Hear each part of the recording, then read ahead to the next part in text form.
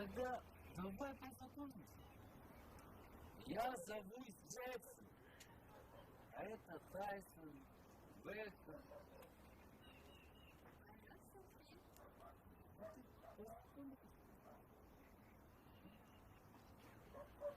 Пойдем.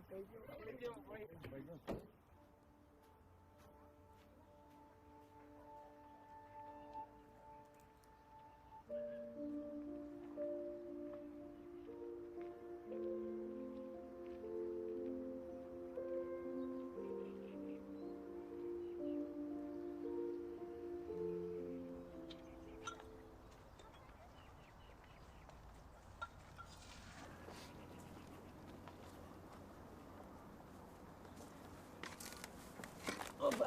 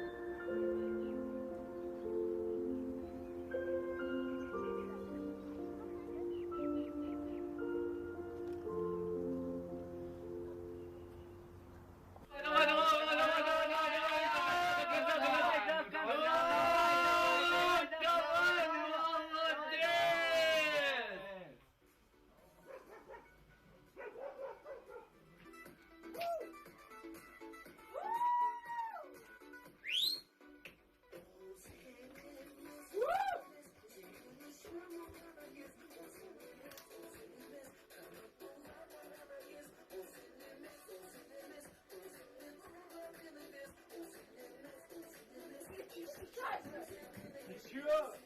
Мы тебя хотим по-человечески, а ты ломаешь. Сусишься? Да будь ты по-собачьему. Казахи говорят, если тёлка сама хвостом не вертит, то бычок на нее не кидается.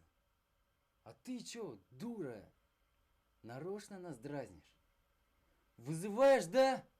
Да пошел ты, это мода такая. Моды, соды, роды! Если там решили ходить полуголыми, мы что, тоже должны оголять свою задницу? Бесстыдница! А говорят, что в древности на Востоке, в гаремах султана, рабынь-танцовщиц заставляли ходить точно так же. Это делали специально, чтобы они не рожали детей. А знаешь почему? Оказывается, когда много мужчин засматриваются в живот женщине, то их тяжелый взгляд пробивает и разрушает ауру, жизненный центр. В то время такая мода называлась проклятием. А вы, безмозглые курочки, сами на себя навлекаете беду. И с вами надо поступать так же, как вы того желаете и заслуживаете.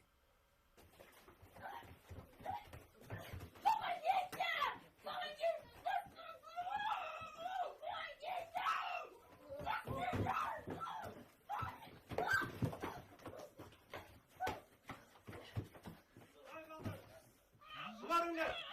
Koyunlar beni!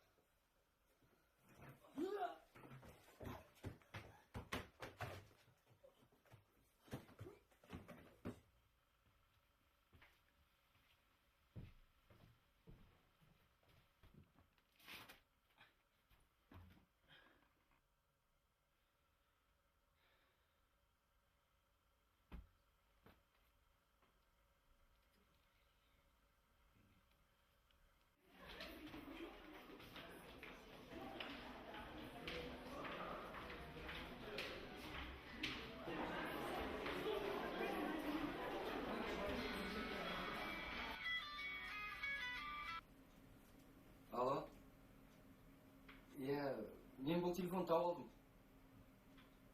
Аха. Егер де сіз оның адресін айтсаңыз, мен қайтарып берер едім. Аха, айта беріңіз. Иә. Рахмет.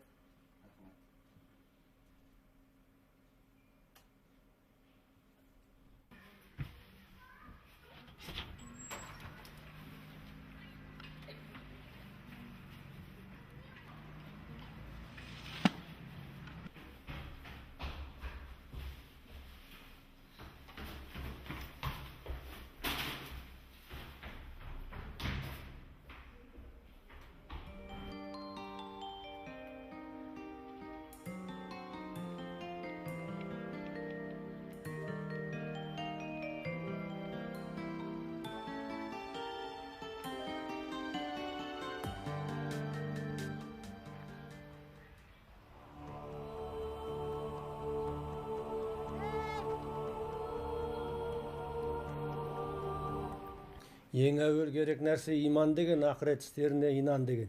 Дүние пәленің бәрі имансыздықтан. Екінші керек нәрсе ғақыл деген, ғақылсызды тауфиқ жағы тақыр деген. Аз іске ашуланып дінін бұзар, иманын күпірлікке сатар деген. Бұл не деген сөз? Дүниеде адам қылатын ақылы. Кеп атқан неше түрлі бәле қаптап жатыр, соның жақсы жаманды айырмай соңына ере берсең, ол ақымақтың ісі. Осы не жақсы не жаман соны айыратын ақыл керек. Үшінші керек нәрсе сабыр деген, сабырлысы мұратын табар деген. Дүниеге сабырмен қарау керек. Төртінші керек нәрсе шүкір деген, нығметке шүкірсіздік күпір деген дейді. Бұл не деген сөз? Мынау аш көздік, тоймай, жалмаушылық барын осы жалғыз өзім жесем деген. Ол жалғыз бір елдің ғана емес, бұл дүние жүзінің түбіне жететін болды. Осындай заманда мысалы адамға шүкірлік керек деп, тәуба керек деп айтатын кезге келдік. Бесінші керек нәрсе әдеп деген, әдепті де иман тұру ғажап деген дейді. Ол не деген сөз? Осы күні әдепсіздік қаптап кетті, солай ма? Ал әдептілік деген, былай қарасаң адамға қиын емес, бірақ оның бағасы өте үлкен. Әдептілік махаббатқа себеп деген дейді. Ол махаббат деген адамның махаббаты, ол Алланың махаббаты деген сөз. Бұны жазған біздің жарықтық әулие атамыз Мәшһүр Жүсіп. Мәшһүр Жүсіптің өлеңі былай мындай сөзі бар: өтірік ұрлық ойнас өнер көрме, әзәзіл малғын шайтан тілін ерме дейді. Тілей бер бір құдайдан өз бағыңды, басқаның қақысына көңіл бөлме дейді. Ұқтың бай бірдеме? Жаман жиын. Нағашыма тартқам. Ой, әкең мынау не дейді, ай жарайды. Онда жақсақ жиын бұш? Әкеме тартқам. Жетсерсің әкеңе тартсаң. Мынаның әкесіне баяғыда мектепте оқып жүргенде 2-ні 5-ке көбейттің ғой. Сөйтсе 2-ні 5-ке көбейтті ойланып тұрып 25 депті жақтық. 2 мен 5-ті қатар қоя қойған ғой, көбейтілмей. Сөйтіп аңыз болып кеткен бір кезде.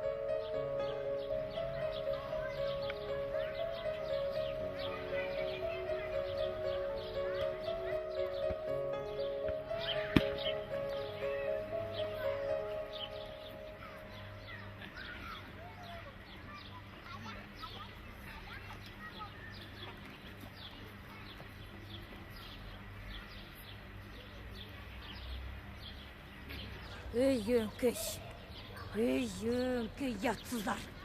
Әй қайыршылар, осы ма? Осы ма жеткен жерлерің? Сендерді кісі болады, келешегіміз деп үміт артып жүрміз ау. Адырам қалыңдар. Адырам қалыңдар. Көрінгенге еліктеп, көшеде көтін ашқан көргенсіз сорлар. Не деп тұрмайсың, Не деп тұрмайсың? Қане?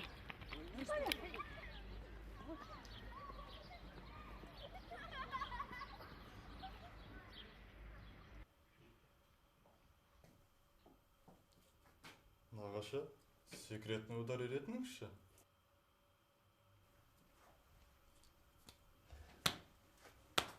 Оны мен кім тұрып өлтірейін деп өзіңе? Жоға, жай. Керек қой қазір. Керек. Бәріңе удар керек, біреуді ұру керек, қирату керек. Сонда ұят кім ойлайды? Сендердің көретін киноларында ғой қазір жаңа, геройларың. Жұртты топырлатып сабайды, тоқтап қырып тастайды, қызыл қанды кешеді, батыр болып жүреді алшаңдап. Ешкімге жауап беріп отқан жоқ. Ешкім оларды соттап отқан жоқ, Жоқ, өтірік, өмір кино емес қой. Сендер соған еліктеп, жауапсыз жынды болып барасыңдар. Біреулер ұларың келіп тұрады, қиратыларың келіп тұрады. Ол болмайды айналайын. Біреудің бір тал шашына тидің бе, жауап бересің. Өзің ұятыңның алдында, арыңның алдында, халықтың алдында, Құдайдың алдында жауап бересің. Ұқтың ба? Ұқтым, нағашы. Қартайып қапсыз. Мынау не дейді әкең?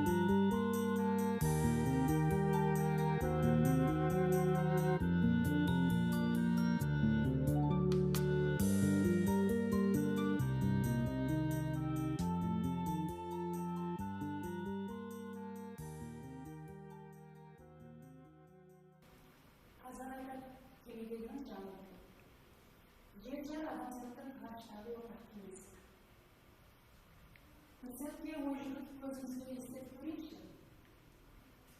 Шексіз кеңістікте секундына 30 километр жылдамдықпен қозғалып келе жатыр. Ал егер ғарыш әлемінде басқа газбен елдеріне соқтығысып қалса, немесе адамдардың ашылса, көшпенділігінің, соғыстардың, ядролық жарылыстардың дүмпуімен өз орбитасынан шығып кетер болса не болады? Құдай сақтасын. Біз жер анамызды аялап, ондағы қанша мекендеген жан иелерінде аялауға тиіспіз.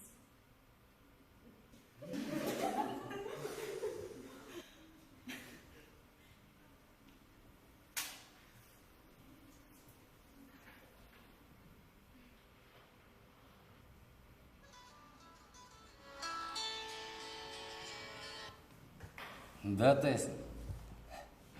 Классно. Училка рыдает, мы кайфуем.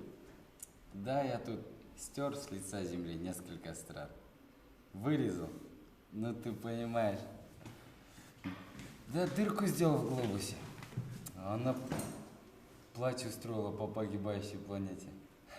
Да, Курумбай какая-то. Ұятсыз, көргенсіз. Өйтіп мән үйретпеңіз. Бір глобусқа ие бола алмай жүріп, жер шарында нелерің бар? Әкел бері телефон. Сабақтан соң директордан аласың. Әкел.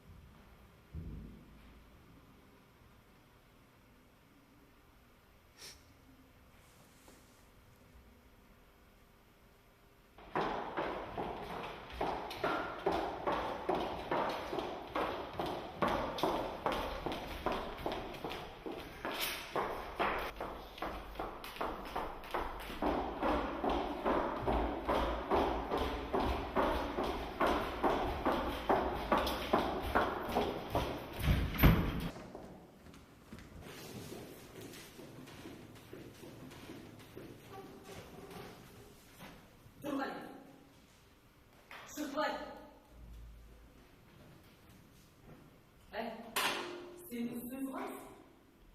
Әбден бәле болды. Істемегенің жоқ. Жас қой, жөнделіп, тәрбиелейік деп төзіп келеміз. Мынау шеттен шыққан. Сендейлерді оқудан қуып сотқа беру керек. Қуа алмайсың. Не? Осыдан қуып кіргілер. Вот зря пахану. Так он вас всех в ряд поставит и разом поимеет. Жабылсыңдар! Сұмырай! Тақаның еді қоса тұрып кет! Оңбаған! Жолға кет! Шық! Бұл колледждің естігені жабысаған! Жолға кет! Көзіме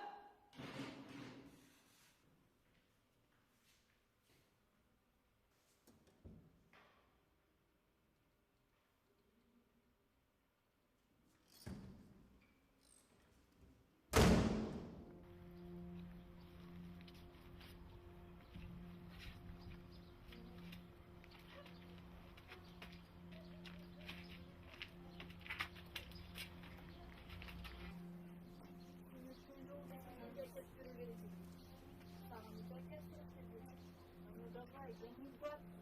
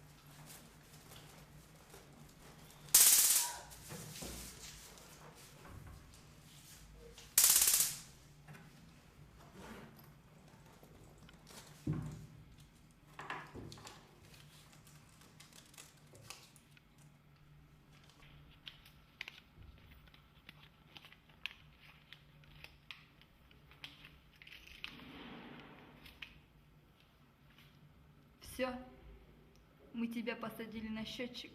Быстрее расплачивайся.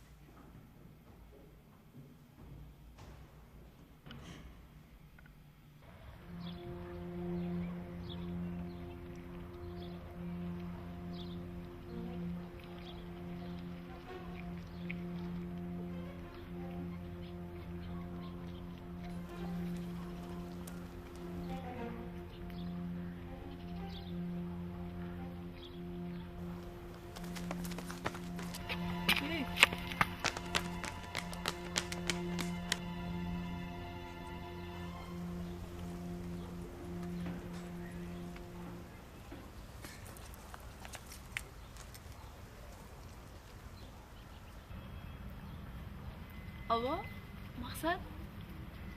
Сәлем. Сен мені қарсы алшы?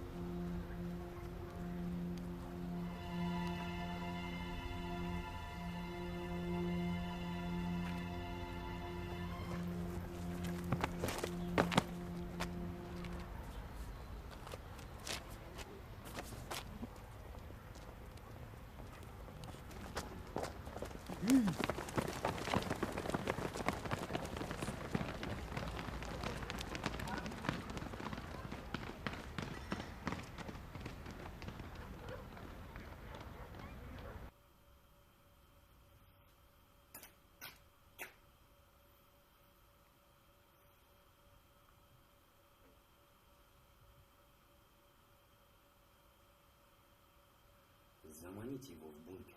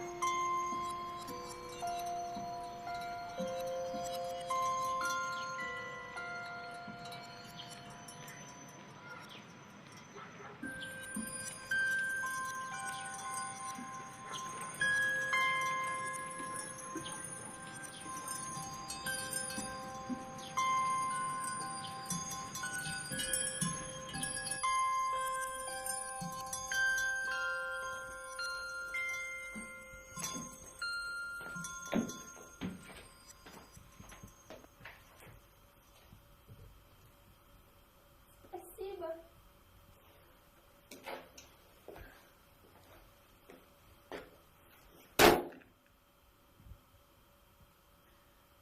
Hoş geldin. Otur.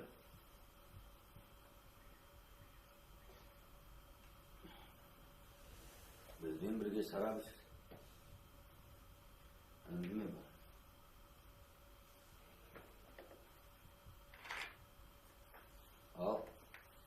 Ал іш.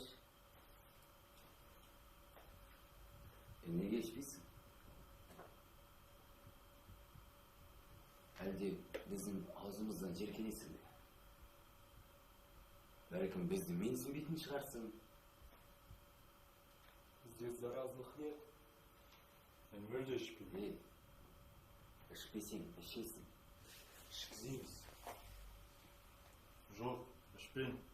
Жалпы, біреудің сілекейін біреу жалап жұқтап, жұтып қою дегенім жақсы емес. Гигиенаға жатпайды. Гигиена, говоришь? Да. Чистота нужна везде и всем. А знаешь, когда она будет? Когда все будут выполнять свои обязанности чисто и честно. Усекаешь? Макс, Мок, как там тебя? Мастюка, Моська. Мен маскада, моськада емес. Мақсатпын. Эй, ладно. Нам это по барабану. Лишь бы исправно платили нам. По такси и в срок. Біз неге сендерге алым салық төлеп тұруға тиіспіз, а? Сендердің құлықтандарың емеспіз ғой. И тогда по-другому будем разговаривать. Стоп! Хватит. Сегодня отдыхаем. Мы тебя предупредили. Скажи своим. И подумайте пару дней. Принесете сумму и с миром. А не то пожалеете. Житья не будет. Адьё.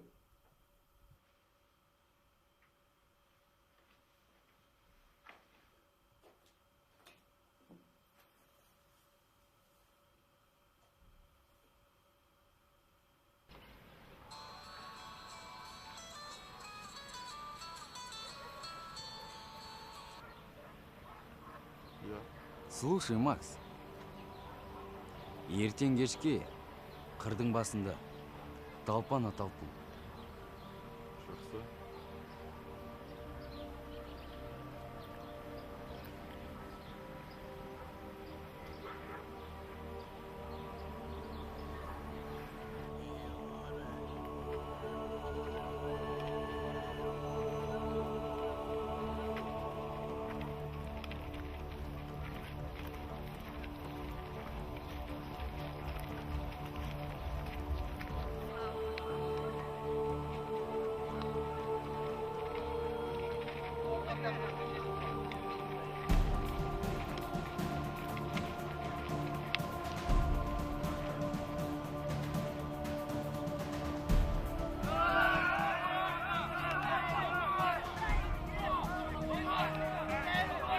Тоқтаңдар! Ерлердің арнамы заңы бойынша сендердің ең мықтыларын шығып, біздің ең мықтымызбен шықсын. Кім жеңсе, соның айтқаны болсын. Осыған тоқтаймыз ба?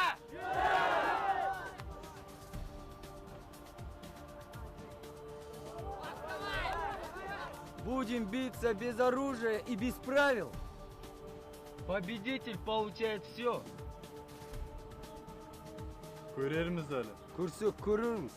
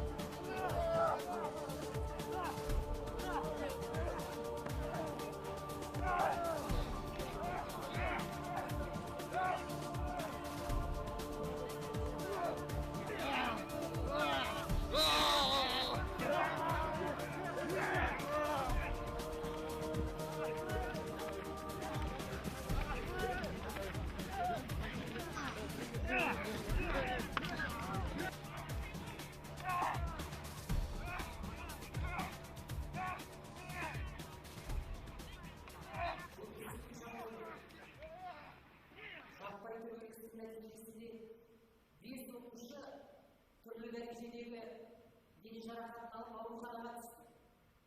Істің жай-жапсарымен таныстырайық. Сіздерді жүгіруге жинас береміз. Не бұл? Қалай бұл? Неге бұл? Бәріміз атасы ойланып көрейік. Ойланатын несі бар? Бәріне мұғалімдер кінәлі. Солар жауап берсін. Иә, мұғалімдер қайда қарайды осы? Ақша алғанда сондай. Алдарындағы балаға ие болмай ма? Дұрыстап оқытып, тәрбиелесеңдер, мұндай сорақылық болмас еді ғой. Сонда бізге не істе дейсіздер? Күні-түні сіздердің балаларыңызды бағып жүреміз бе? Айдалаға барып төбелеседі екен, қалайша мұғалім оған кінәлі болмақ? Оқушылар колледжге мектептен келіп отыр. Жақсылығы да, жамандығы да мектептен. Біз қайтып дей қоймақпыз оларды бір сәтте. Во, правильно. Школа виновата во всем. А по мне, что колледж, что молледж, что лицей, что институт. Бәрде он тұрғаны жоқ. Все не помазаны одним тем же. Думает только, как бы урвать, как нажиться. А поколение подрастающее поколение, о воспитании думает только так, для вида, для отчета. Сіз неге олай айтасыз? мұғалімдердің болашақ ұрпақты тәрбиелеудегі ұлан-ғайыр жұмыстарын бір ауыз сөзбен жоққа шығара салуға бола ма екен? Рас, ойланатын нәрсе аз емес. Қазіргі жастар арасында қатыгездік, қарақшылық, бұзақылық, өз-өзіне қол салу сияқты аса қорқынышты жағдайлар өте көп. Бірақ осының барлығын, осы жүктің бәрін бір мұғалімнің мойнына артып қоя салуға бола ма екен? Қазіргі жастар өзі тәрбиеге де көнбейді. Ақыл айтсаң, ұқпайды. Қаттырақ сөйлесең, ерегісіп салғыласып кетеді. Бет жыртысып, ұрсуға хақымыз жоқ. Ұрысып көріңдер қане, мен не істер екем сендерге? Міне, ата-аналар, сіздер өздеріңіз осылай деген соң балалар қайдан сыйласын мұғалімді? А уважение надо заслужить. Понятие учитель, педагог, наставник, оно должно быть почти святым. А этого сегодня нет. Как можно уважать педагога, который берет взятку за экзамен, за зачет? А? Что нам дает это ЕНТ?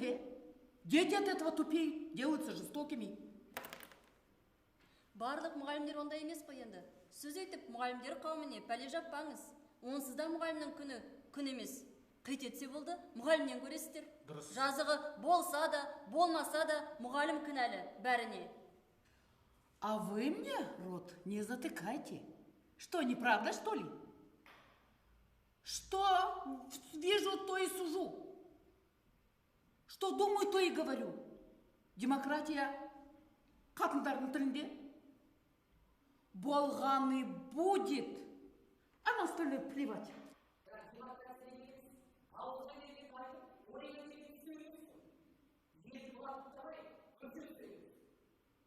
Негізінде бұның бәріне полиция кінәлі. Бұзық балаларды бетіме жіберген солар. Бұны болдырмау үшін алдын алу керек. Тоқтаңыз. Алдын алғанда не істеуіміз керек? Балалар бізге шындығын айтпайды. Не істеген есе? Алдын ала қамап тастау керек. Кімді? Кімін есе? Барлығын. Ой, қамау.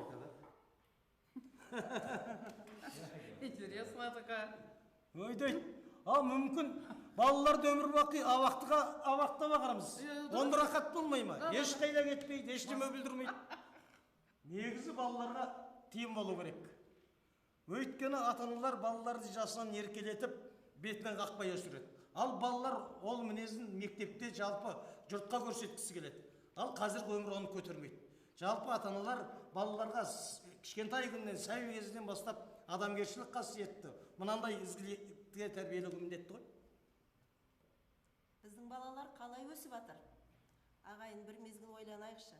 Кішкентайынан компьютерде ойнайтыны атыс-шатыс, қырып жою. Кинотеатрлардан көретіні зұлымдықтар, сұмдықтар. Ана ойыншықтары шетінен сасық, сапасыз. Оны кім тексеріп жатыр сапасын? Олар қалай баланың денсаулығына, психикасына қандай зиянды әсерін тигізіп жатыр? Психотроптық әсерлерін кім зерттеп жатыр? Ешкім зерттеп жатқан жоқ. Жеген тағамдарын қараңыздаршы. Жасанды, шетінен нитрат, экология радиациясы тағы бар. Айта берсең жаның түршігеді. Айта берсең шетіне жаның түршігеді. Ала баланың денсаулығын жойып, оның санасын ойрандатып, жан дүниесін бұзып жатқан жоқ па ағайын? Оны ойлап бас қатырып жатқан қай ата-ана бар? Балалардың бетімен қайда жүргендерін білмейді. Сондықтан кінәні басқалардан іздемей өзімізден қарау керек. Оны түнгі клубтарда жүреді. Кеше ғана аялдамаға түнгі 5 шамасында автотұраққа машинамды қойып жатсам, 2-3 қыз ішіп алған, аузында сигарет, қолдарында сыра келе жатыр. Я сегодня не пойду в школу дейді. Бұл неғылған масқара, сонда ата-аналар қайда қарап жүр?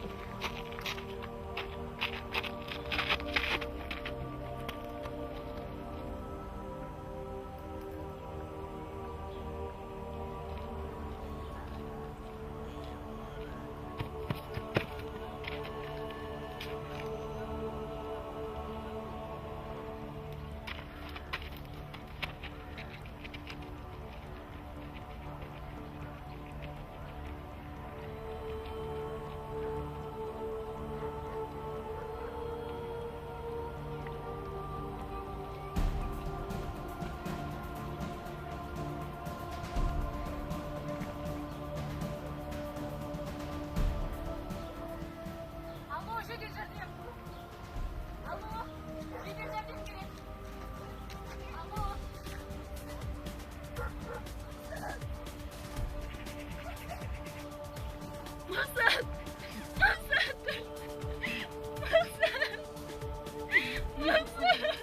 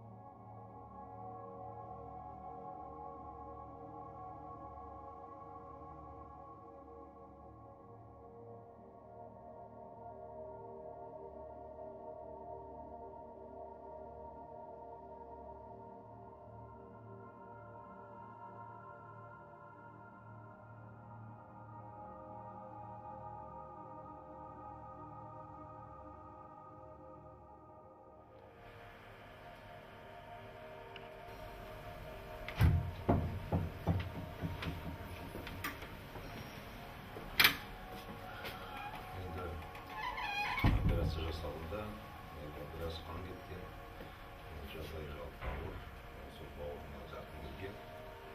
Сондықтан енді дәрігерлер өздерінің болған көмегін жасады, сол қазір жағдай жалпы ауыр, сондықтан қолдан келген жағдайда енді жас бала болғаннан кейін біз ойлаймыз оны тағы өтуге көмек төлейміз. Сондықтан шақпаққа жойып бар. Рахмет.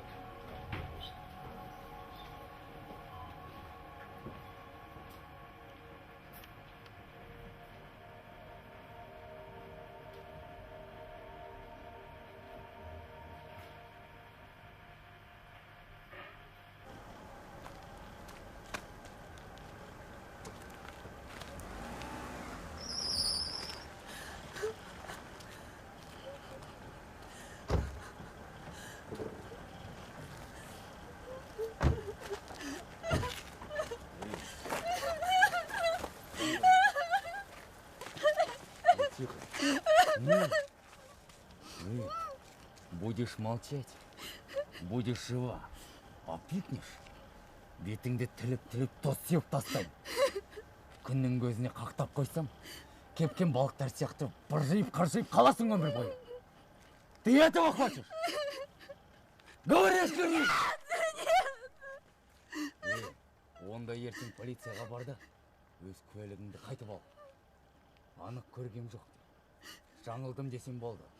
Окей?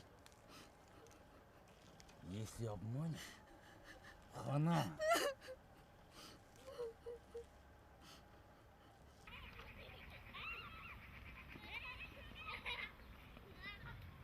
Надо, не. Слышь?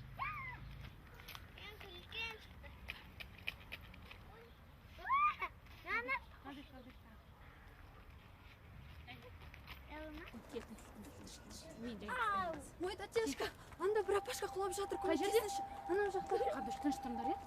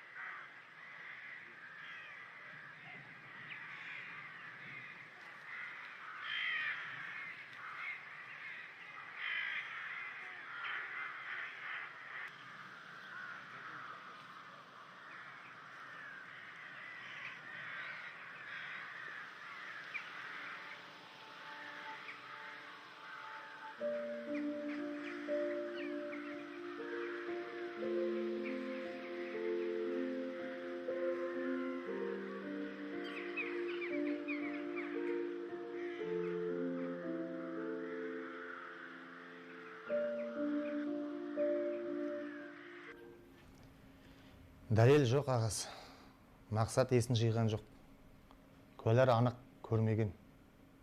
Тіпті куәлік беруден бас тартып отыр. Амал қанша? Ойбай, қандай дәлел керек? Бүкіл ел біліп отыр. Анық сол деп шулап отыр ғой. Ағасы дұрыс айтасыз. Бірақ мұның бәрі жай ғана сөз. Ал қылмыстық іс бойынша қамауға алып, сотқа беру үшін бізге нақты дәлелдер керек. Ал ондай дәлел мүлдем жоқ. Әзірше осы ағасы.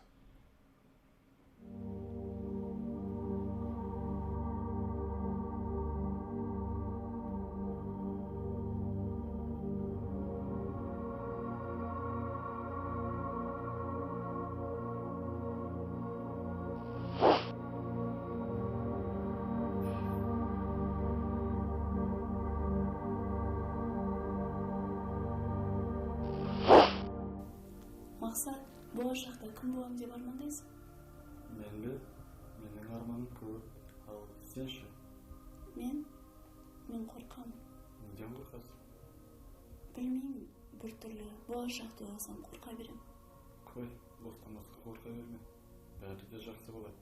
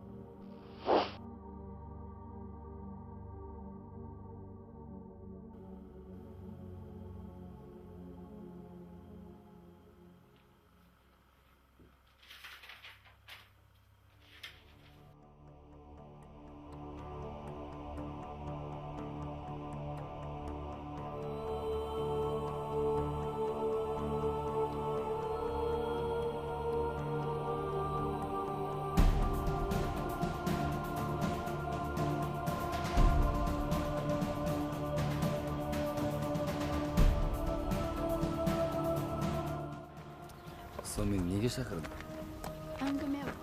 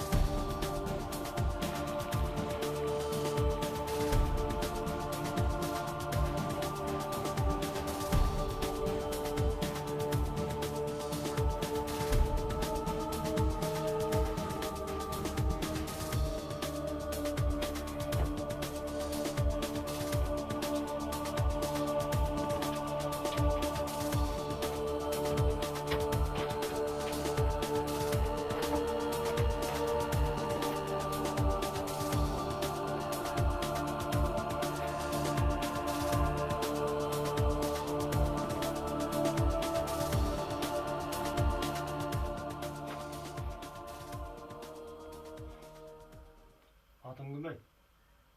Джексон. Кличкаңды құлағыңа тық. Ата-анаңның азан шақырып қойған атын сұрап тұрмын мен сенен.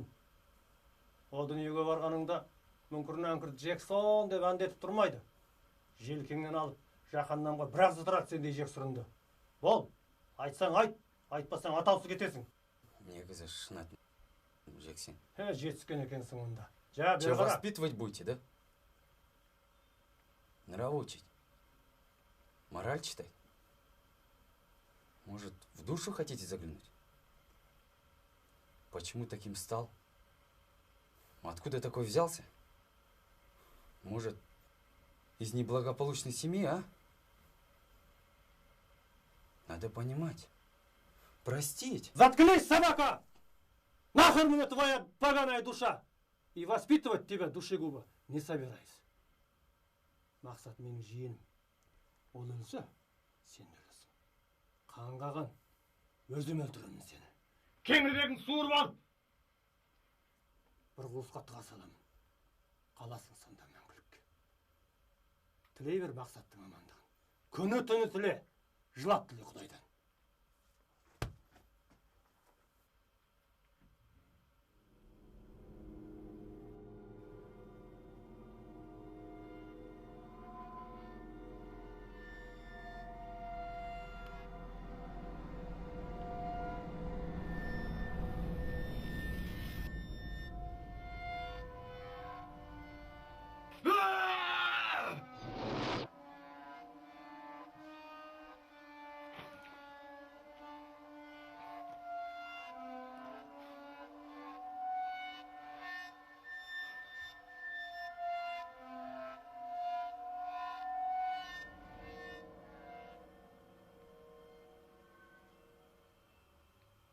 Может, его пытают в полицейском бункере?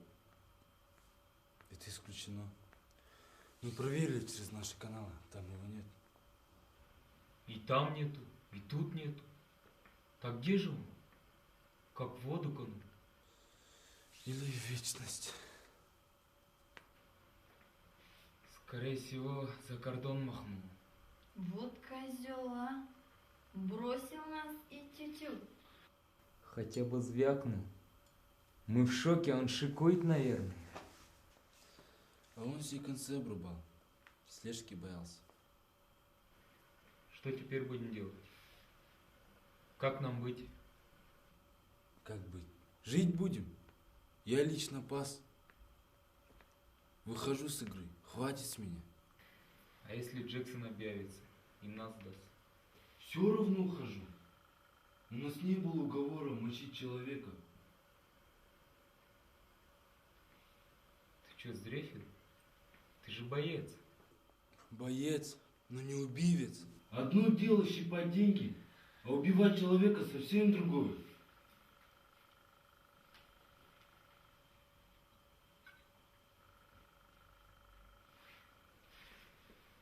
А ты что будешь делать, Софи?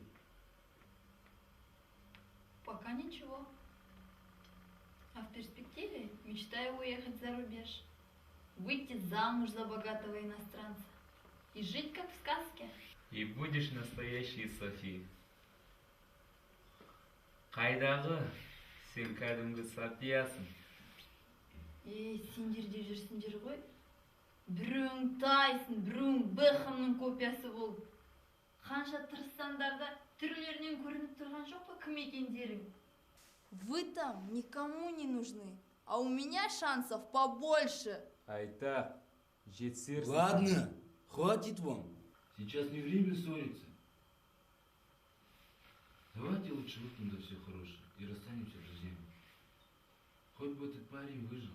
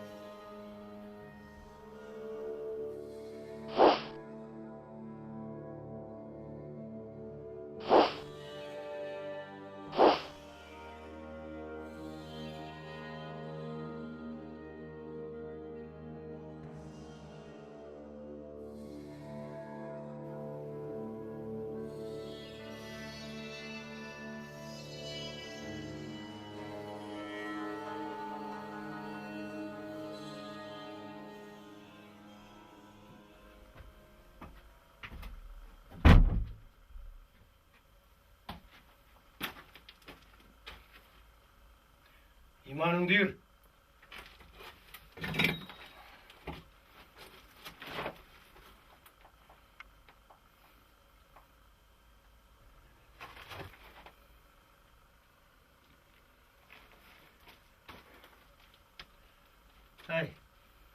Өзің айтшы, бандит.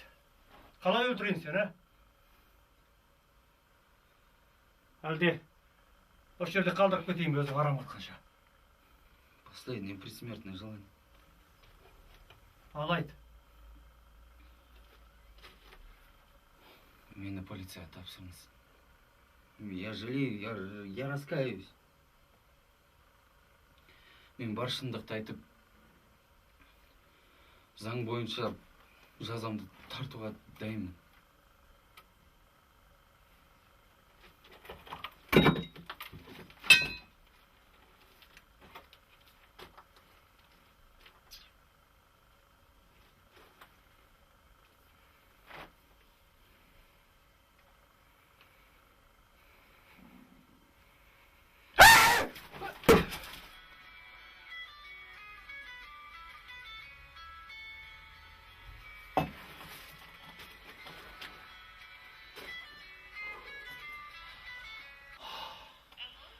Да, иә.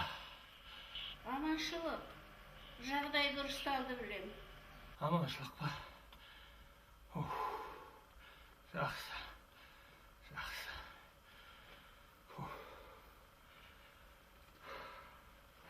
Егер де мақсат аман қалса қайтесіз. Отпустите меня. Отпущу. Проткну тебя ножом так же. И отпущу. Чтоб ты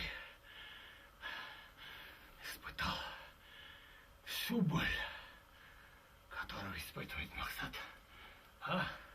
Как думаешь, так будет справедливо, а? Ладно, дам я тебе один шанс. Скажи мне, объясни. Зачем ты это сделал? Какой смысл во всем этом? Если объяснишь, если убедишь меня, то отпущу. Даже пальцем не трону. Бізге бағынбады. Ол неге саған бағыну керек? Сейчас все топят друг друга. Нет. Это не дает тебе права быть сволочью. Гадить, вредить другим, тем более грабить, убивать. Нет у тебя смысла. И ответа нет. Не отпущу я тебя. Нет. Запомни, делай зло кому-то, она вернется к тебе. Убивая других, ты убиваешь себя.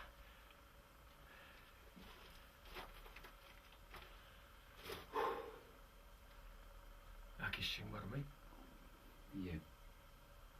Қайдалар? Көптен бері шетелде ақша табуға кеткен.